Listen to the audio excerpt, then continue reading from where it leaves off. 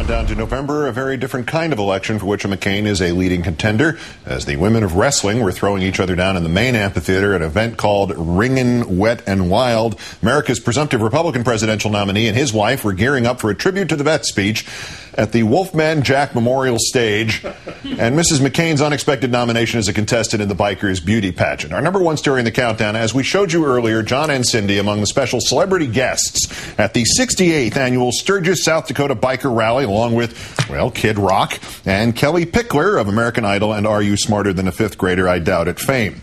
But at Sturgis, all is prefaced to the Miss Buffalo Chip Beauty Pageant and contestant Cindy M. I was looking at the Sturgis schedule and noticed that you have a beauty pageant, and so I encouraged Cindy to compete.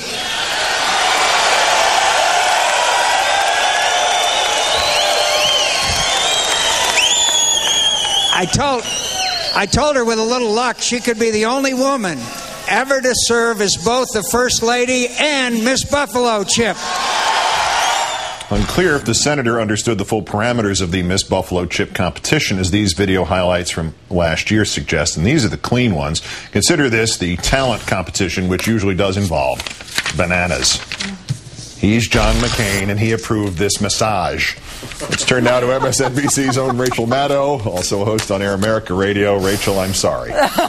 It's all right. I can take it. There seem to be two options here and two options here only. He didn't know he was offering up his wife for something that makes a wet T-shirt contest look like the National Spelling Bee, or he did know he was offering up his wife for something that makes a wet T-shirt contest look like the National Spelling Bee. Yeah, which is worse, right? The single most damning feature of this clip for me watching this is that he's reading this off that music stand. I mean, these are prepared remarks, which means he thought in advance about nominating his visibly horrified wife to take part in a biker beauty pageant. I mean, if he thought about this in advance and wrote it down, are there other things that he rejected as too tasteless or gross, and that this one made it through? It blows the mind. Well, I am actually going to disagree with you for the first time. Somebody thought of it in advance and handed it to him. Is it not pretty clear from most of Mr. McCain's public speaking that he has not seen the script until he actually gets in front of the stage? There is that sense, but this is not the first time that he has said something. He has brought Cindy McCain in kind of a gross way up in his comments. Remember when he just recently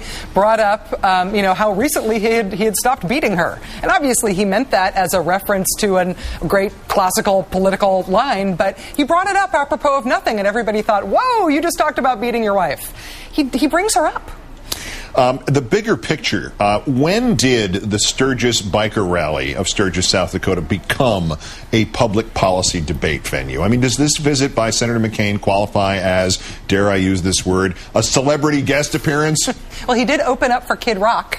So, which probably means that this gives a run for its money. The fact that the cameo in Wedding Crashers, or maybe when he played the creepy, overbearing husband guy on Saturday Night Live. I mean, consider the other major stop though on this political campaign. Other than these pictures are very distracting.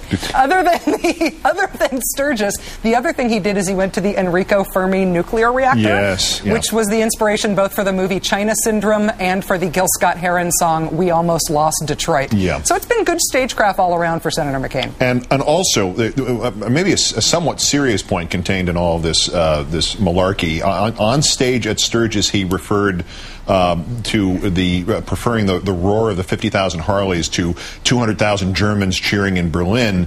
But in doing that, did he not sort of underscore the fact that those 200,000 Germans in Berlin actually showed up to hear Barack Obama speak, but the 50,000 bikers on the roar of their Harleys, they had shown up at Sturgis not to see John McCain, but to see, Kid Rock, Kelly Pickler, and a bunch of female wrestlers and other women not wearing tops? This is a critical and basic difference between the John McCain campaign for presidency and the Barack Obama campaign. Barack Obama creates large crowds when he gives speeches.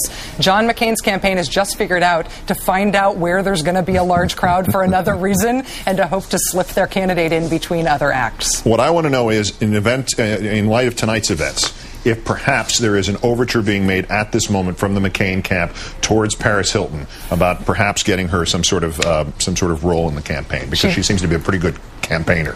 I would guess she'd say no at this point. Well, she has a more comprehensive energy program right now than McCain does. Rachel Maddow of Air America and MSNBC. Great thanks as always, Rach. Thank you, Keith. That's Countdown for this, the 1,924th day since the declaration of mission accomplished in Iraq.